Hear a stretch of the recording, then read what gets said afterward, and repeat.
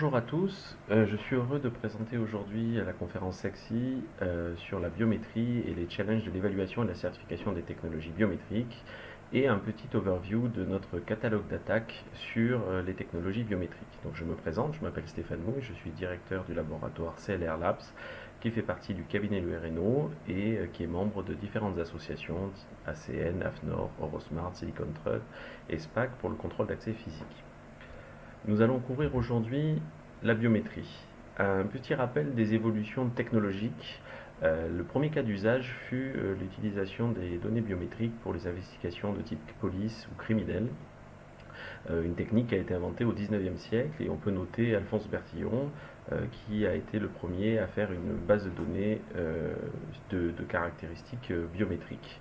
On a vu apparaître aussi en Angleterre la création des premières bases de données de criminels à base d'empreintes digitales ou fingerprint.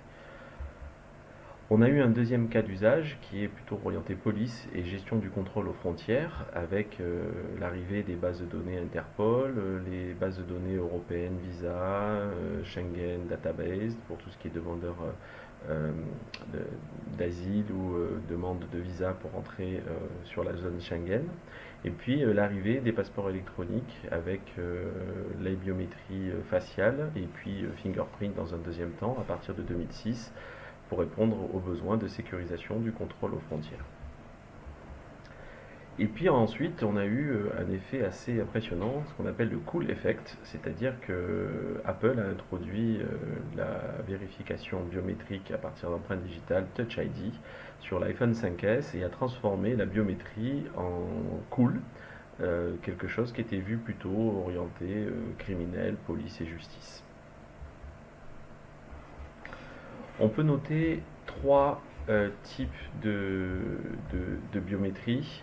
La biométrie physiologique, où on retrouve tout ce qui est empreinte digitale, la face, l'iris, le palm vein, la forme de la main, la rétine, etc. Ensuite, on a des biométries dites comportementales qui sont basées sur le comportement, la signature, la parole, la façon dont on bouge les lèvres ou la façon dont on tape sur un clavier. Et ensuite, on a des biométries biologiques. Donc là, c'est vraiment tout ce qui est analyse de l'ADN, le sang, la salive.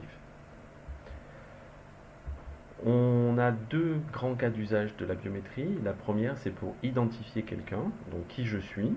Typiquement, on va faire une vérification à partir d'une empreinte collectée, une reconnaissance faciale, dans une base de données où on a stocké et enrôlé plusieurs personnes.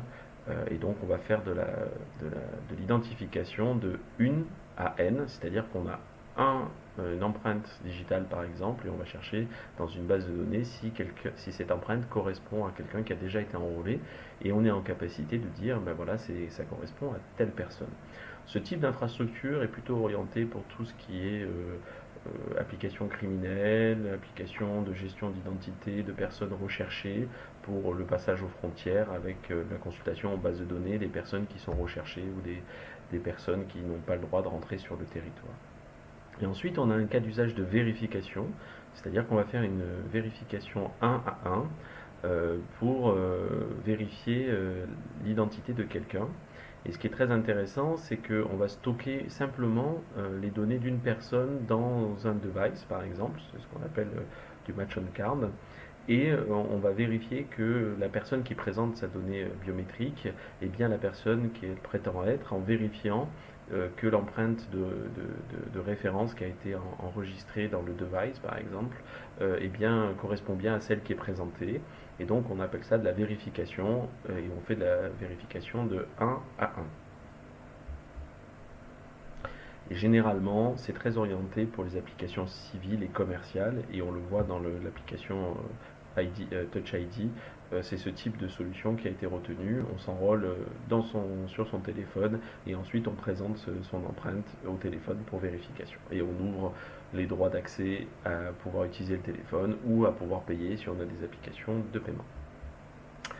La biométrie vient avec de nombreux challenges. Le premier, c'est un challenge sociétal, puisque La biométrie n'est pas révocable et on peut pas annuler comme un code PIN une donnée biométrique. Notre empreinte digitale ou notre forme du visage restera la même jusqu'à la fin de vie de notre corps, donc jusqu'à la mort. Donc ça crée des problèmes sociétaux et on le voit au niveau européen avec l'apparition de comités éthiques sur l'utilisation de la biométrie dans des applications diverses et variées. On a aussi un challenge au niveau légal avec un cadre réglementaire européen et national en cours de réécriture sur de nombreux aspects. Et puis aussi un point très important, c'est que toute technologie biométrie est très vulnérable aux attaques potentielles et on le verra dans le catalogue d'attaques un peu plus tard. Nous sommes sur des attaques en fait qui demandent très peu d'expertise pour casser euh, pas mal de produits. Et donc en fait, comme elles sont vulnérables, il est indispensable d'en tenir compte lorsqu'on déploie ces infrastructures avec ce type de technologie. Et ensuite, la quatrième challenge, c'est qu'aujourd'hui, pour évoluer les performances, la qualité et la sécurité, on s'inscrit uniquement sur la confiance sur la fiche produit qui est fournie par le fournisseur de produits, et puis sur des challenges internationaux qui sont organisés soit par le NIST américain, soit par l'ICAO au niveau de l'aviation civile. Pour résumer un petit peu ces problèmes de vulnérabilité, on a travaillé avec les équipes du CLR Labs du cabinet Louis Renault à la création d'un catalogue d'attaques biométriques, puisqu'en fait on s'est rendu compte que ça n'existait pas, alors que dans de nombreux secteurs, comme la carte à puce par exemple, ou d'autres types de produits, on a des catalogues d'attaques qui définissent des niveaux des attaques, et ensuite on a des catalogues de cotation des attaques qui définissent des niveaux. Donc on a fait un catalogue d'attaques qui peut être disponible sur demande en nous envoyant un petit mail à info@clabs.eu et on a un document qui est un peu plus confidentiel, qui est notre cotation propriétaire des attaques, où on a défini trois niveaux, Basic, Substantial, High, et on y a rajouté un niveau Not Practical, c'est-à-dire qu'il y a certaines attaques qui demandent d'avoir des ressources de type organisation criminelle, mafia ou voire extrêmement étatique. Et donc, pour un laboratoire, on les a classés en not practical, puisque en fait, il faut avoir des capacités d'attaque extrêmement importantes. Et donc, ces trois niveaux correspondent aux niveaux qui ont été définis dans l'European Cyber Act sur les niveaux de confiance de cybersécurité et avec un niveau basique, substantial et high. Et nos évaluations sont réalisées sur ces trois niveaux.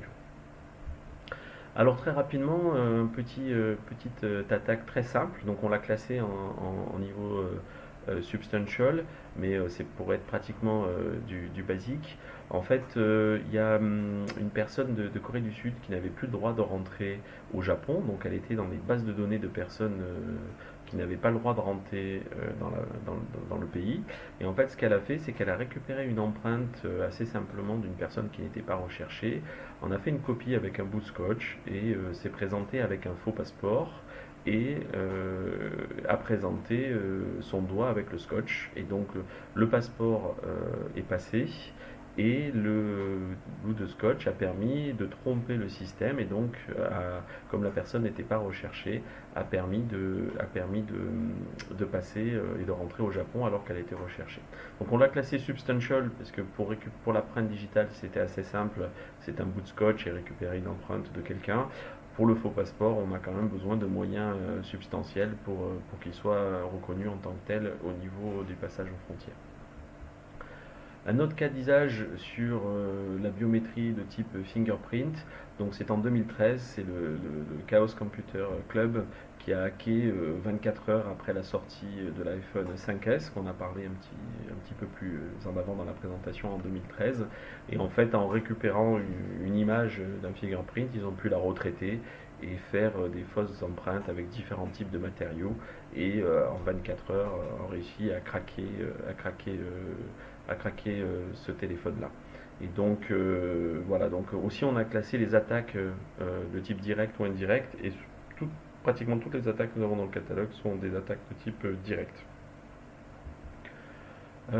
Encore au Japon, mais cette fois-ci pas en 2008 mais en 2009. Alors là, une attaque qu'on a classifiée au niveau élevé, puisqu'en fait c'est une citoyenne chinoise qui était non autorisée à rentrer sur le territoire japonais. Et en fait, ce qu'elle a fait, c'est qu'elle a subi une opération chirurgicale pour se faire implanter des nouveaux empreintes digitales. Donc ça lui a coûté à peu près 15 000 dollars. Et donc, encore une fois, comme avec le bout de scotch, mais avec quelque chose de beaucoup plus évolué, la citoyenne chinoise est rentrée au Japon avec des doigts modifiés. Un cas sur la reconnaissance faciale en 2015, il y avait la possibilité de pouvoir avoir accès à une banque à partir d'une reconnaissance faciale. Et donc un journaliste a décidé de vérifier le niveau de résistance de ce système-là. Donc il a utilisé des photos de lui-même récupérées sur Internet et imprimées et ça ne fonctionnait pas. Il a fait quelques modifications. Et puis en fait à la fin il a récupéré une vidéo de lui et en passant la vidéo, le système s'est ouvert et donc il a eu accès à son compte bancaire avec simplement une, une, une vidéo qui a fraudé la reconnaissance faciale. Un cas aussi sur la reconnaissance vocale. Donc en fait, il y a une équipe d'universitaires qui ont réussi à utiliser des outils de morphing au niveau vocal pour faire une usurpation d'identité et réussir à déverrouiller un système de reconnaissance vocale en faisant une attaque par vol d'identité sur la voix. Voilà, donc c'est un niveau substantial puisqu'il y avait quand même, pas mal de compétences sur la prise en main de l'outil de morphing. Une autre attaque sur un Samsung S8, donc pareil, qui est sorti en 2017, et le Chaos Computer Club a fait une attaque en utilisant des photos d'iris et en les retravaillant et en utilisant une caméra infrarouge un peu plus puissante que celle proposée par le téléphone de base, puisque pour faire la reconnaissance d'iris, il faut une petite caméra infrarouge, et donc a réussi au bout de 2 jours que le téléphone est sorti, à frauder le système. Et puis alors là, un petit cas particulier, c'est que c'était une clé USB où on peut mettre ses données personnelles ou ses clés privées de blockchain pour de la monnaie électronique par exemple. Et en fait, ce qui s'est passé, c'est qu'une équipe de pentesters ont essayé de frauder la reconnaissance par iris. Donc l'algorithme de liveness detection a bien fonctionné. Par contre, ils se sont rendus compte qu'en mettant un petit outil d'espionnage, de communication entre le token et le PC, les développeurs envoyaient le mot de passe de backup qui permettait de déverrouiller la clé USB en plein texte. Donc ils ont récupéré le mot de passe et donc ils ont pris possession des données du token. Donc là, c'est pas une attaque sur la biométrie, c'est une attaque classique par espionnage de communication et puis par le fait que le développeur n'a pas protégé tous ses assets correctement contre le vol de ses assets. Il aurait notamment dû chiffrer la communication du mot de passe entre le token et le PC par exemple. Voilà, donc ça c'était un petit overview des attaques, du catalogue d'attaques du CLR Labs. Encore une fois, en envoyant un petit mail à info@clrlabs.eu, nous pouvons vous le faire parvenir. Il y a à peu près une trentaine d'attaques qui sont décrites avec des explications aussi sur les méthodologies de test. Donc un point important aussi, c'est qu'on associe souvent la biométrie et l'identité numérique. L'identité numérique devient un vrai sujet de société, puisque qui je suis et comment je le prouve sur Internet, aujourd'hui c'est par un logging password, et on a plein de solutions qui tendent à remplacer ce logging password. Et encore une fois, l'identité numérique, qu'est-ce que c'est? Donc c'est la somme de l'identification électronique et l'authentification électronique, qui je suis et comment je le prouve. Et la biométrie, encore une fois, un petit rappel, fait de l'identification. Donc on va rechercher dans une base de données à partir d'une référence et d'un enregistrement, du 1 à n, et de la vérification avec du matching. Et les règles de sécurité de base sur l'authentification forte recommandent toujours d'avoir 2 facteurs sur 3 entre quelque chose que je connais, quelque chose que j'ai, quelque chose que je suis. Et donc la biométrie toute seule ne permet pas de faire de l'authentification forte. Il faut toujours l'associer avec quelque chose que je possède ou quelque chose que je connais. Et ça, je pense que c'est très important, notamment dans la mise en place de systèmes de sécurité pour la gestion d'identité numérique qui utilisent des technologies biométriques. Un autre challenge qu'on a évoqué, c'est la mise à jour de tout le cadre réglementaire européen et français. Donc, en ce qui concerne la biométrie, en France, on a la loi de programmation militaire qui a défini les OIV, les organisations d'importance vitale, et donc les contrôles d'accès physique de ces OIV doivent être sécurisés. Et pour les zones les plus sensibles, en plus de faire l'authentification du badge, l'authentification du porteur de badge par saisie du code PIN, on demande à faire de la vérification biométrique qui complémente le code PIN pour être sûr que la personne qui est détenteur du badge et du secret est bien la personne. Donc là, on a une authentification 3 facteurs. On a aussi la CNIL qui émet des recommandations et surtout des règlements de type sur l'utilisation des données biométriques, en sachant que les données biométriques sont considérées dans la RGPD comme des données sensibles. Donc la collecte est normalement interdite, mais il peut y avoir des cas d'exception, conformément au GPDR ou RGPD en français et les règlements de type de la CNIL. Typiquement, la CNIL a émis un règlement de type concernant les contrôles d'accès physique et les types de gabarits biométriques et demande à ce que les gabarits de type 1, c'est-à-dire sous contrôle d'utilisateur, soient privilégiés. Et si c'est un gabarit de type 2 où il y a un partage de responsabilité, que les produits soient certifiés et que notamment il y ait des détections de faux doigts sur les capteurs biométriques. Et puis, encore une fois, toutes les réglementations européennes se transposent en droit français. Donc, au niveau européen, on a 4 types de réglementation qui parlent de biométrie. Donc, on a la PSD2 pour les services bancaires, la partie IDAS pour la partie identification et authentification électronique, et tous les services de confiance qui sont signature électronique, recommandés, les certificats d'authentification web européens, ce qu'on appelle KYC, Know Your Customer, et l'AML, Anti-Money Laundering, qui oblige de faire une vérification d'identité. Et donc quand on est dans un cas de distance, on voit apparaître toutes les vérifications d'identité avec de la reconnaissance faciale ou de la reconnaissance vocale à partir d'un titre d'identité. Au niveau de cybersécurité, encore une fois, dans la directive NIS, on parle du contrôle d'accès physique des OSE, qui est la définition des organisations sensibles et essentielles. Dans la GPDR, donc RGPD en français, où on parle des données biométriques comme données sensibles, et enfin dans tout le cadre du border management, avec les passeports électroniques, les visas, les cartes de résident, les bases de données intra-exit, tout ce qui est contrôle d'accès automatique aux frontières avec le border management automatisé, et bien sûr les bases de données de type Eurodac, Visa, SIS, VIS. Et enfin, au niveau international, au niveau des Nations Unies ou des organisations non gouvernementales, on a l'ICAO pour l'aviation civile, avec toute la partie passeport électronique et les réglementations antiterroristes.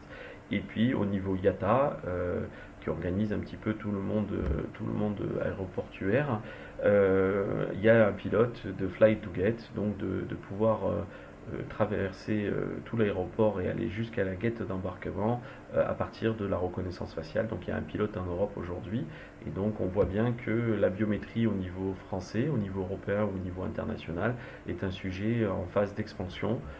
Au départ très orienté criminel et justice, et ensuite plus contrôle aux frontières et police, et après cool au niveau Apple, au niveau commercial. On voit que le cadre réglementaire s'organise aussi pour traiter de tous ces sujets-là.